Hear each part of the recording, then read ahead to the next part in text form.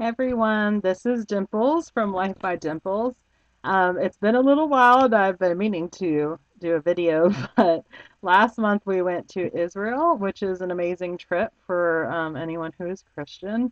And I want to talk about what I wore and what I saw that people were wearing because it's hard to find anyone that talks about it.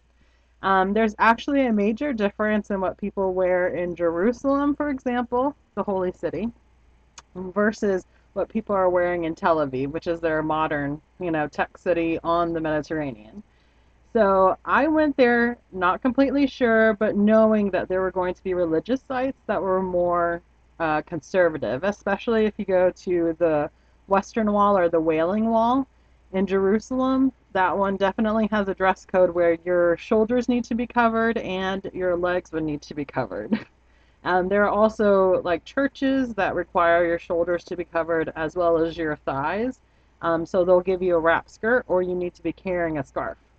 So what I wore, this is in a nutshell. I don't know if you can see my dress code, right? Pretty simple. I brought two shirts that I could mix and match with different things, and that also covered my elbows. So it went up to my elbows to make sure that I was being conservative for the places where there are Muslims and where there are Orthodox Jews and Orthodox Russians as well. They like to cover the elbows. And then I brought two dresses or three dresses, and then I actually bought five bottoms. And this is for about 7.5 days of travel. I wanted to make sure I had options as well. And then I brought one cover up that was like below the elbow, little cardigan cover up that I could tie at the waist or whatever I wanted to do with. So the way I did my wardrobe is I went matchy matchy. So I did a lot of black personally. I went in September. It was still very hot. So if you have more grays and light colors that you want to wear, then that's perfectly fine. It's very hot there, so they're not really following the trends of like fall weather in September. So this is just an example where this is my scarf, has black, polka dot dress, black, and then my maxi skirt, which is black. So the two skirts I bought were maxi skirts that could then be, strapless dresses, which I wore to dinners a couple nights because in some of the hotels they get a lot of tourists there. So if they have a restaurant or there's restaurants nearby, especially where there's younger people, they're not really going to be as strict on, having your ankles exposed, for example. In general, if you're covered from below your knees up, you're good. And if your ankles are exposed, you're fine, especially with all the tourists there. So that's what I did. And with the strapless dresses, then I used that cardigan that matched both to just tie and cover up my, arms. And then for the bottoms, I had the black skirt. I had a blue skirt that matched to one of the tops and to a dress if I decided to layer a dress in the skirt. I had a black print legging that I put underneath a dress. I had purple leggings that I wore with a dress too, especially on the plane. I just wanted extra comfort. And then black jeggings because in Tel Aviv it's very modern. So I saw very few observant Jews or Muslims there. So they were just like anywhere else. Traveling to New York, anywhere in the States, you're fine. And then my two shirts that I wore with it.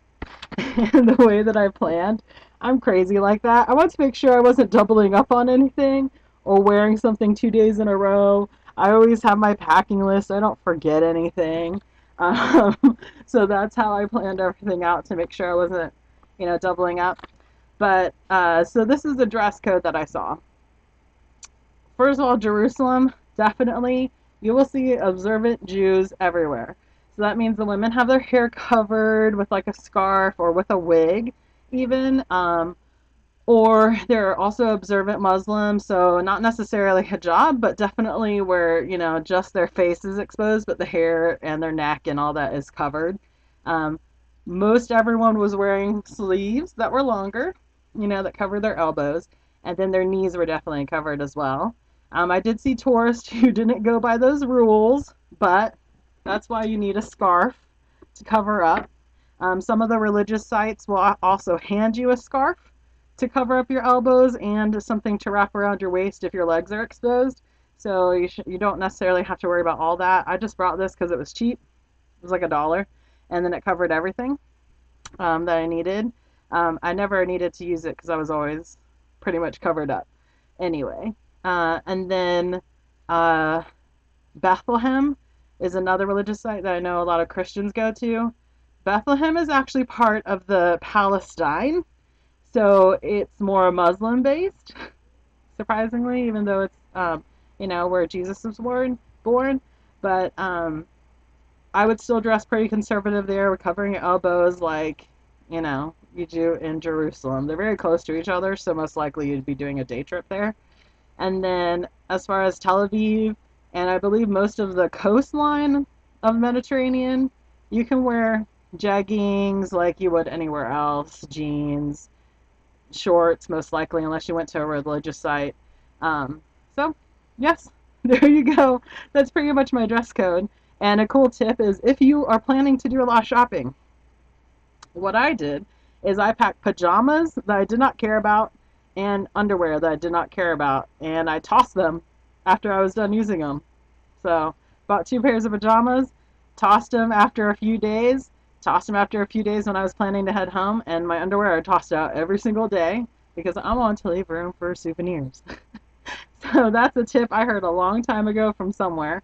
And I apologize if my lighting is playing around, I'm not super fancy on the lighting just yet. But yeah, so that's my tip for leaving room in your luggage, or so your luggage doesn't get so heavy that you can pack it all. And everything that I have on this list here, right?